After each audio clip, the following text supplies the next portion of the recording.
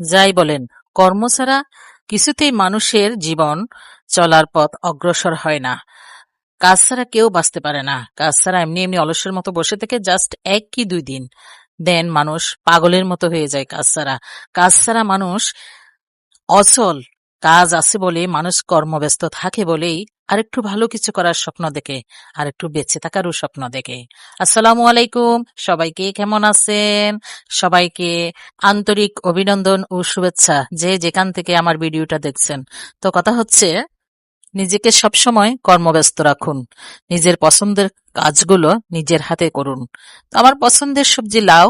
লাউটা আমি সবসময় নিজেই কাটি, নিজেই রান্না করি।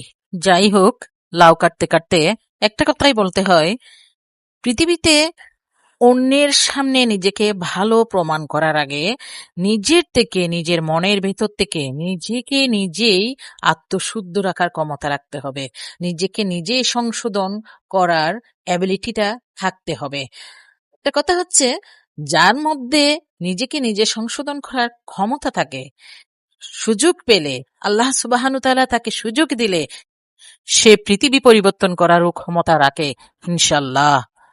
কেন নয়? ঠিক শুনেছেন। যে নিজেকে সংশোধন করতে পারে, সে সব রকম অবস্থায়, সব রকম অবস্থানে, সব রকম প্রতিকূল পরিস্থিতিতে নিজেকে খাপ খাইয়ে নিতে পারে।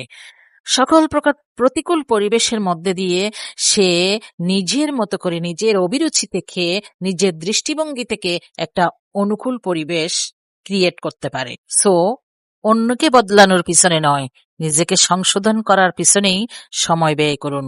নিজের মূল্যবান সময়টা নিজেকে সংশোধন করার, নিজেকে গড়ে তোলার কাজে ইনভেস্ট করুন। জীবনে ২টা বিষয় কখনো পুনরায় ফেরত পাওয়া যায় না। একবার অতিবাহিত হয়ে গেলে তা আবার পুনরায় ফেরত আসে না। এমন ২টা মোস্ট ইম্পর্ট্যান্ট বিষয় হচ্ছে, নাম্বার 1, যে সময় আপনি অতিবাহিত করেছেন, আর নাম্বার 2 হচ্ছে যে কথা আপনি বলে ফেলেছেন। হুম জীবনে যে সময় অতিবাহিত হয়ে গেছে, সে সময় কখনো আর ফিরে আসবে না। সো ছোট্ট এই জীবনের প্রতিটা মুহূর্তকে গুরুত্ব দিন। সময়ের উপযুক্ত সদ্ব্যবহার করুন।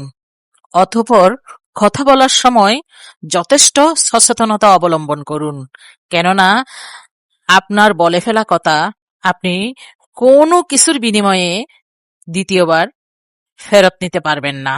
আপনার বলা কথায় যা যা কিছু ধ্বংস হয়ে গেছে, যার যার মন ভেঙে গেছে, তা আপনি কখনো আবার রিকভারও করতে পারবেন না। সো কথা বলার সময় সচেতনতা অতি জরুরি।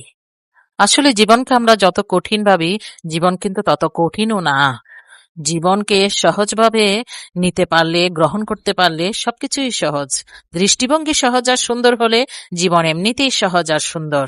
কথা বলতে বলতে আমার লাউ কাটা শেষ। Thank you for watching to everyone. আমার কথাগুলো ভালো লাগলে ভিডিওটা শেয়ার করে ছড়িয়ে দিন। সবাই ভালো থাকবেন। আল্লাহ হাফেজ।